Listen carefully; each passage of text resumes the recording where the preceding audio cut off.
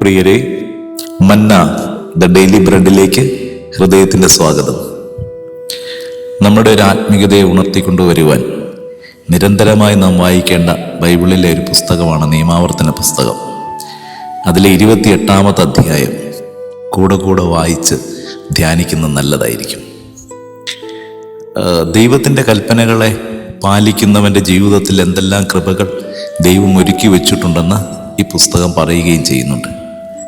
അതോടൊപ്പം തന്നെ കൽപ്പനകളെ നിരാകരിച്ച് സ്വജീവിത മാർഗങ്ങളിലൂടെ നിരന്തരമായി ദൈവവുമായി മല്ലിട്ട് ജീവിക്കുന്നവരുടെ മേൽ എന്തെല്ലാം അവൻ വരുത്തുമെന്നും കൂടെ ഈ തിരുവചനം നമ്മളെ പഠിപ്പിക്കുന്നുണ്ട്. അതിലൊരു പ്രധാനപ്പെട്ട വാക്ക് പറയാം: കുരുടൻ അന്ധകാരത്തിലെന്ന പോലെ മധ്യാഹ്നത്തിൽ നീ തപ്പിത്തടയും. നിന്റെ വഴികളിൽ ഒരിക്കലും നിനക്ക് മുന്നേറാൻ കഴിയുകയില്ല. ആർക്ക്? കൽപ്പനകളെ നിരാകരിക്കുന്ന മനുഷ്യർക്ക്.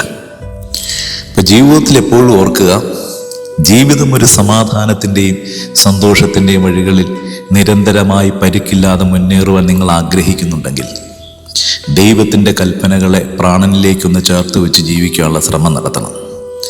ഞാൻ ഇന്നലെ പറഞ്ഞതുപോലെ തന്നെ ഒരു മനുഷ്യന് എന്താണ് അവൻ്റെ ജീവിതത്തിൽ പാലിക്കേണ്ട കൽപ്പന എന്ന് ചോദിച്ചാൽ ഒരൊറ്റ കൽപ്പനയേ ഉള്ളൂ: അത് ദൈവത്തിൻ്റെ സ്നേഹത്തിൽ വളർച്ച പ്രാപിക്കുക. നിനക്ക് നീയുമായി ബന്ധപ്പെടുന്ന മനുഷ്യർക്ക് ദൈവം എന്താണെന്ന് അനുഭവിപ്പിച്ചു കൊടുക്കുവാനായിട്ടുള്ളൊരു ഉത്തരവാദിത്വമുണ്ട്. അത് സ്നേഹത്തിൻ്റെ പ്രാണനിൽ അലിഞ്ഞു പോയിരിക്കുന്നൊരു കൽപ്പനയാണ്. ഒരാൾക്ക് വേണ്ടി നിങ്ങൾ മരിക്കുവാനും തയ്യാറാകുക. നിങ്ങളുടെ പ്രാണനെ ഒരാൾക്ക് വേണ്ടി സ്വയമേ സമർപ്പിക്കുവാൻ തയ്യാറാവുക. എല്ലാ ബന്ധങ്ങളിലും മനുഷ്യൻ ഇത് പാലിക്കുവാൻ ബാധ്യസ്ഥനാണ്.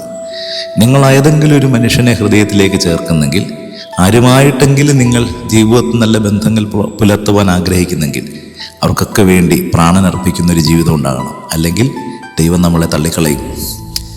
കർത്താവ് നമുക്കെതിരാകും. അനുഗ്രഹിക്കട്ടെ ദൈവം.